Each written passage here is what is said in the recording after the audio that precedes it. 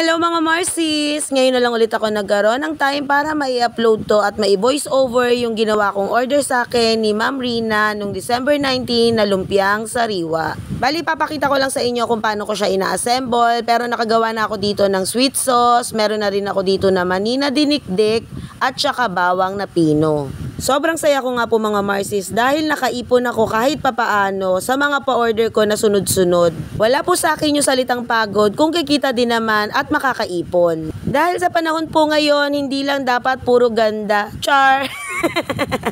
Dapat po talaga madiskarte din tayo, lalo't maraming gastusin ngayong daraan na Pasko at bagong taon. At masasabi ko po mga Marcies na ngayong matatapos na yung 2023 ay sobrang blessed ko at sana po sa darating na 2024 ay ganun pa rin po ang mga pa-orders ko. At kung gusto nyo naman po mapanood yung buong video nito mga Marcies, may nai-upload na po ako dati kung paano ko ginagawa yung sweet sauce, pati yung paggagawa ko nitong lumpiang sariwa, at saka yung egg wrapper. Pwede nyo po yung panoorin mga Marcies para magkaroon din po kayo ng idea kung paano nyo magawa yung homemade na mga wrapper nyo, pati yung mga sweet sauce at yung paggagawa nitong lumpiang sariwa. Isa po talaga to sa bestseller ko simula pa nung nagtitinda kami sa Kalis Food House at talaga namang palaging ubos to pag nagtitinda ako nito.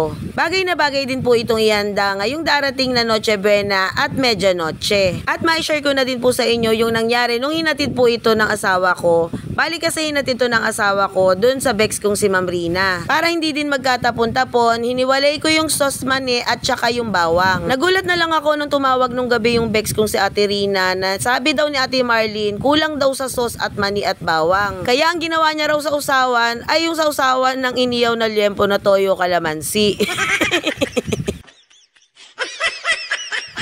Sa sobrang gutom ng Bex ko, hindi niya nakita na doon nakahiwalay pala yung sauce. Pero sabi niya kahit nga raw walang sauce ay masarap at timplado yung pagkakagawa ko.